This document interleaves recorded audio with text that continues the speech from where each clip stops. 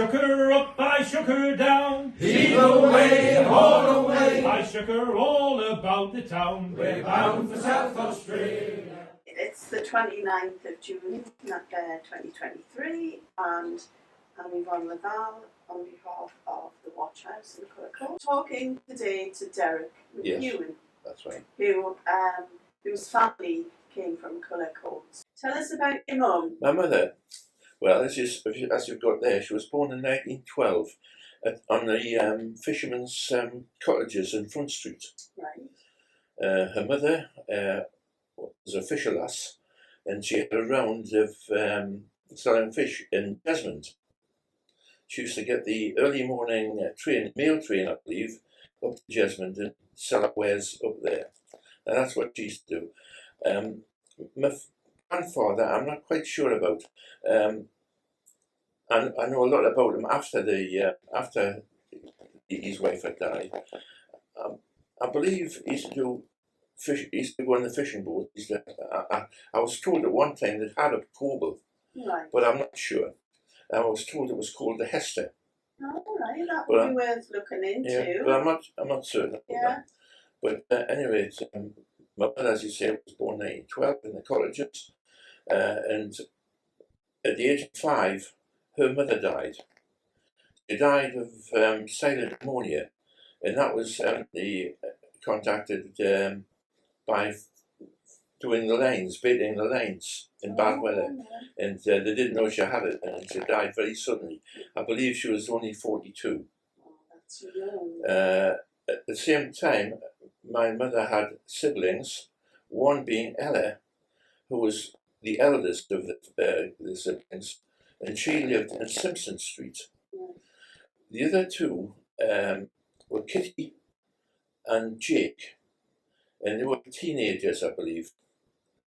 And in the same year, my grandmother died. Jake died, and so did Kitty.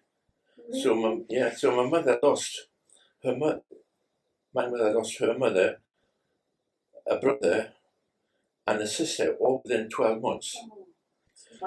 And the father, John, evidently took to the drink. He was John Taylor. John Taylor, Okay. yes. My grandmother, I believe, was a Brunton. Well, before she married Yes, John she was Taylor. named Brunton. Yeah. Right. But anyway, going back to the father, he evidently really lost it and took to drink, and he drank profusely as well. And according to my mother, he was a bad man. He wouldn't let us meet him. He actually ran off to sea at that point, and he went on a tramp steamer as a stoker. So to give you an idea, it must have been pretty tough. And he went to all over the world with that. I've got a photograph in the back he used to carry with him of my mother and some children from Rockland School. Right. He travelled around the world, but he used to occasionally turn up at the house. But by this time, my mother had been taken over by her elder sister, who was married. And her husband, Billy Snelling, that was her name, Snelling, he was fighting in the Great War. He was always away. So you can imagine there was a lot of trauma in the family. Oh, So anyway, Ellen was living in Simpson Street and took my mother over. And my mother spent best part of her young life at Simpson Street, which was pretty tough at times. The father used to come back occasionally, and I mean occasionally, it could be a couple of years at a time. He developed a bad heart, John Taylor, and that was another explanation he went on. He went out drinking with his friends one day in Cullercoats on the sea there, fishing, took the beer with them. As it happens, they turned the boat over, and he had to swim ashore. He swam ashore, but he actually caused himself a lot of damage because he was carrying bottles of booze and he wouldn't jettison the booze. So he swam ashore carrying the booze, you see, and the consequence was he had a large heart. So anyway, that didn't seem to bother him that much. But a year off again, he went to sea. He always knew he was going to go to sea because he used to do labouring jobs when he came back. He used to go on the buildings as a hod carrier and things like that. Hard working man. Yeah, but he didn't stay long. And my mother said you always knew when he was going back to sea because he had his hair shaven. And that was because of the lace and things like that on the board sheets. Yeah. And off he went to that. Anyway, my mother was brought up there. She went to Royal school. And I've got a picture of her there with a lot of the classmates in school. But she always used to look forward as a young girl to Scotch Week. Yes. They used to come down from Scotland, evidently, and the place was full of people from Scotland. Yeah. You know, and this young ladies must have a good time, you know.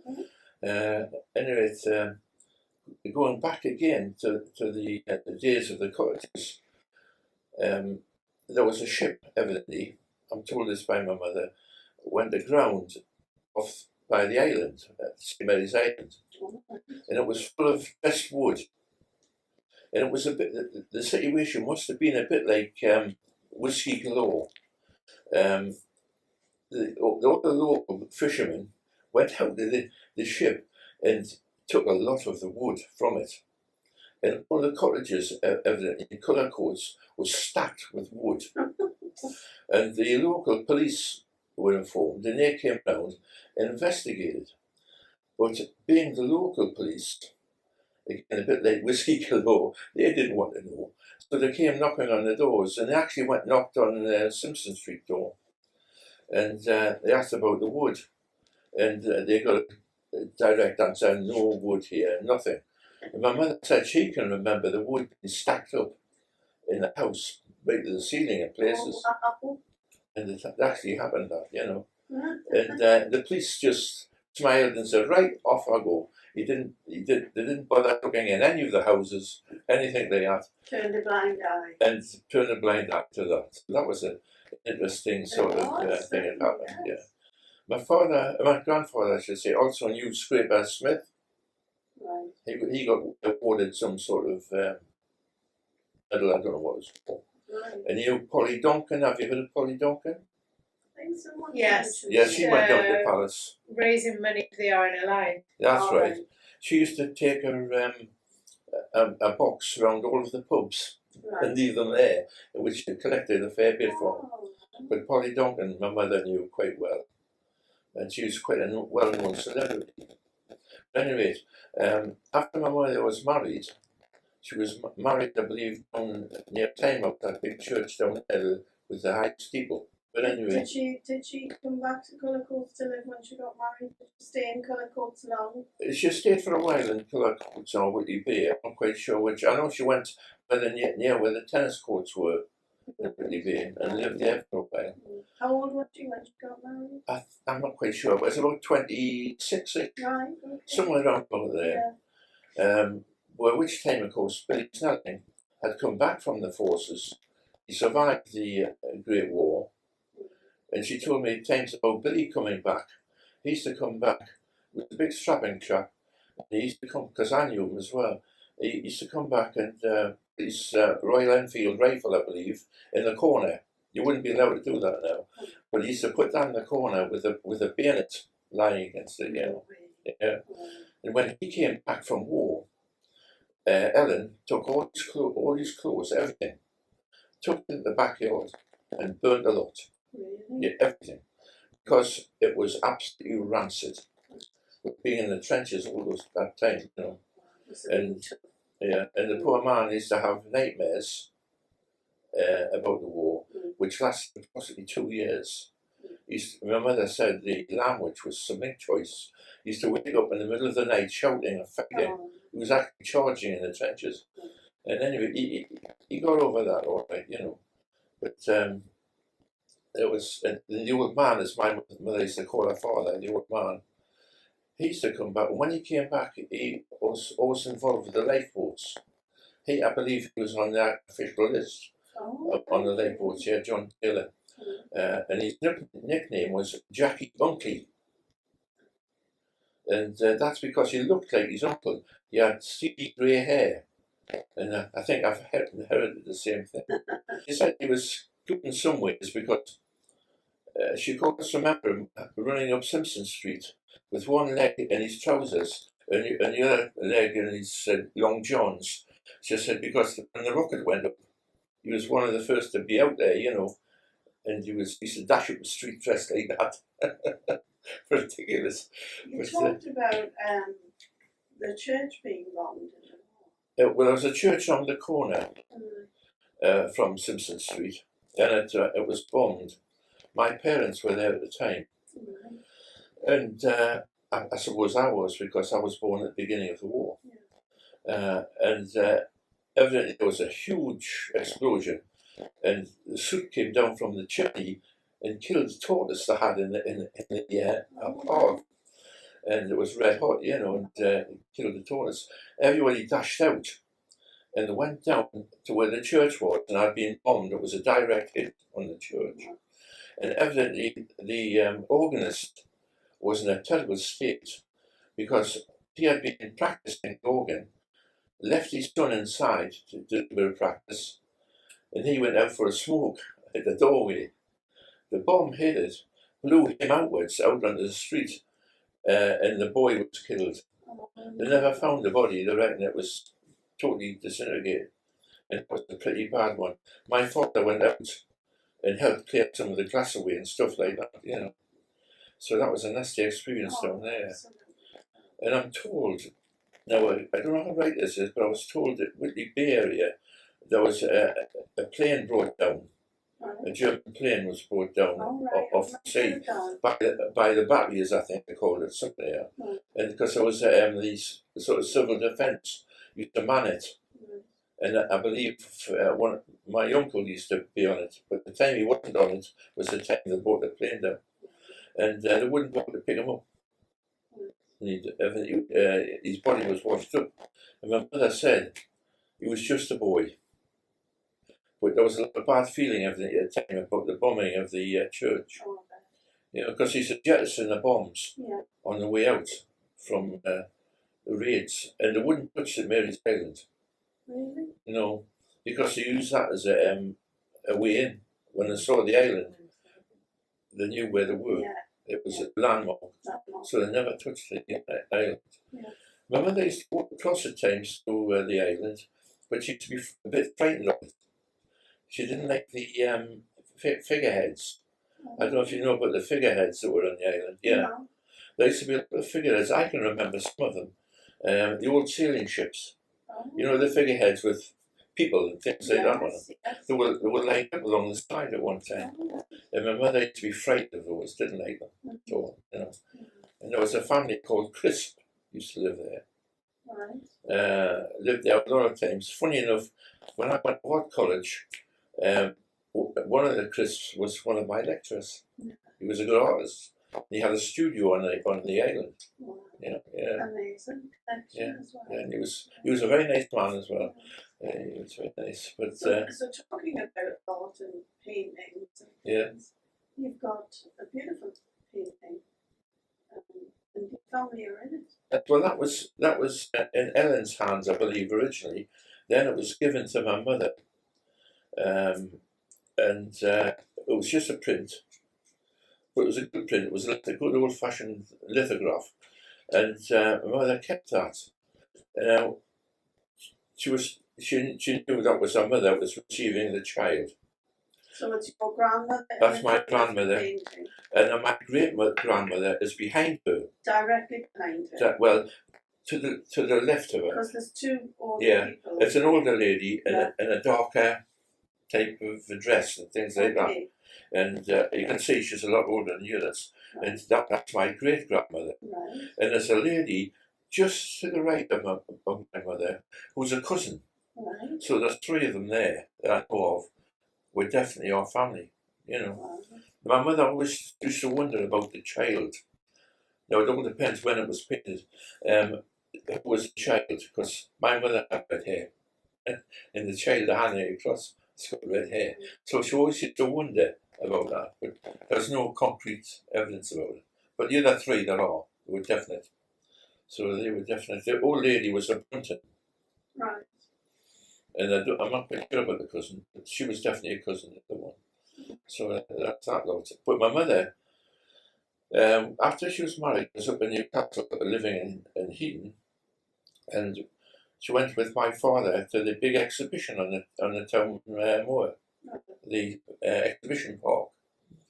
Now that was all. I've got a photograph of that part of it anyway. There, and that was what long before I was born, and they went there, and my mother was very surprised to see that painting there. Was during the big exhibition. Now my mother reckons that the painting that was sold at Anderson and Garland's wasn't the original.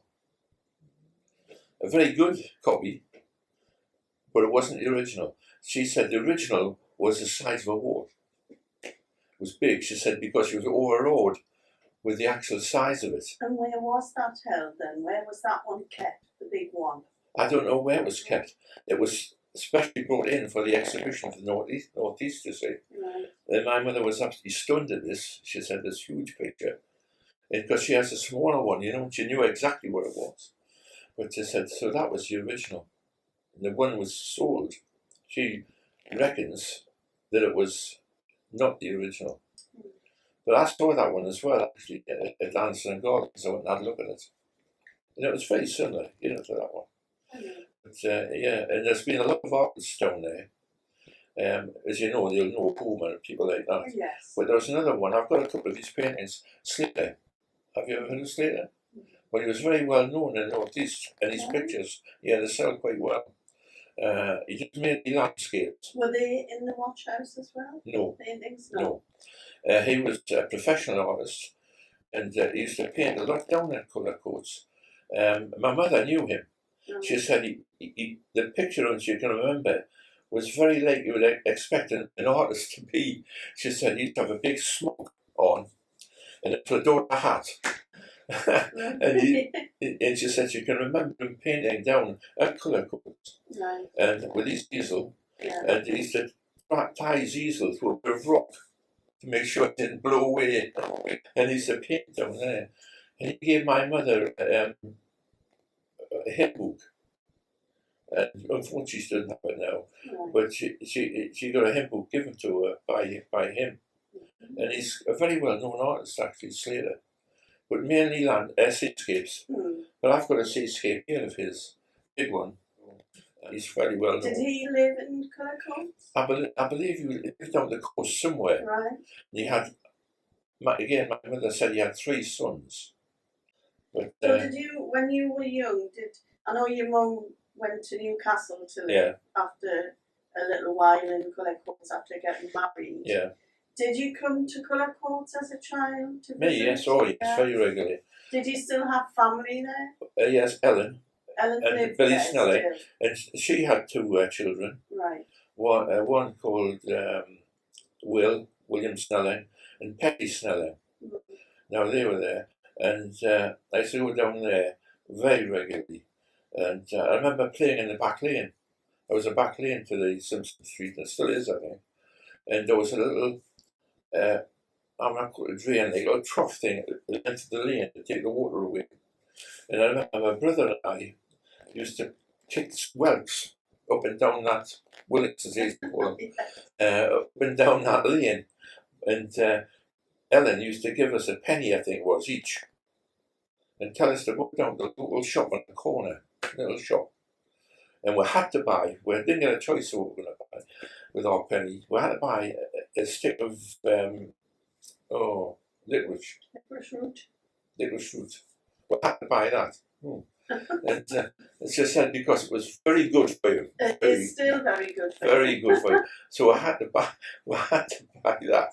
So Donald and I used to go down there and used to buy this licorice root. Can you remember the name of the shop? I can't. No, not I really. can't. I know there was a lady in it, an elderly lady. Everybody seemed elderly then, mate. But I used to chew this stuff. It was horrible.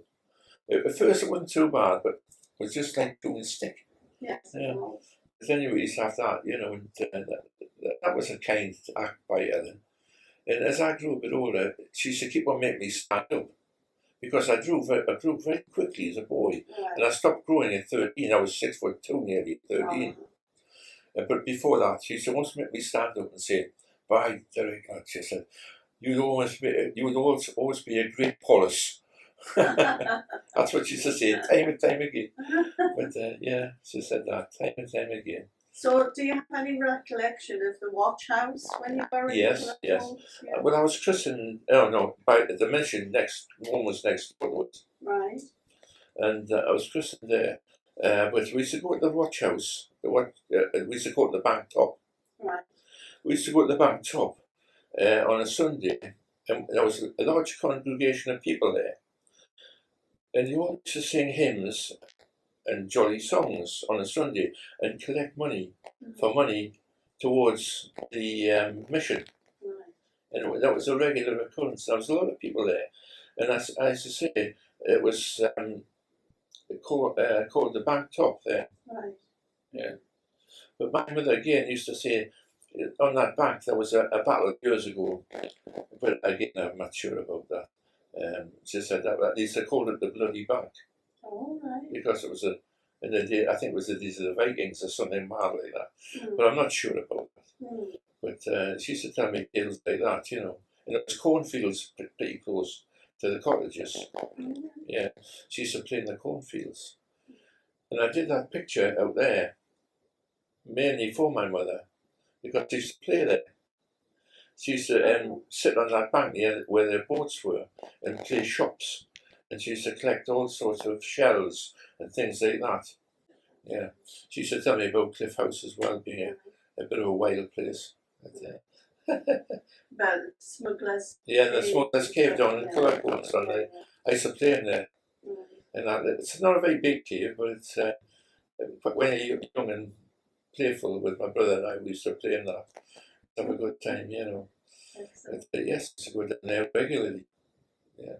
Ellen and Billy Snelling. Ellen died at a fairly early age. Oh, did I she? believe I must have been about 13 when she died. Right. And she must have been in her early 50s. Right. That is fairly young. Yeah, yeah. Did you have any other relatives in Cullercoats, or once she gone, was that it? Well, we had the aunt I have, I used to call her my aunt because Peggy, that was Ellen's daughter, because I used to regard Ellen as my grandmother. Right. And there was Peggy, and she lived on a lake, I believe, down in Woodley Bay or Cullercoats. Oh, and then there was what was her surname? a surname. Just in case someone else remembers. Oh, what is it again? Fennec or something like that. I'll remember later. When you get a wheel, remember. And then there was the son. He lived down near the ice rink. Oh. And he was a carpenter in Swan Hunters.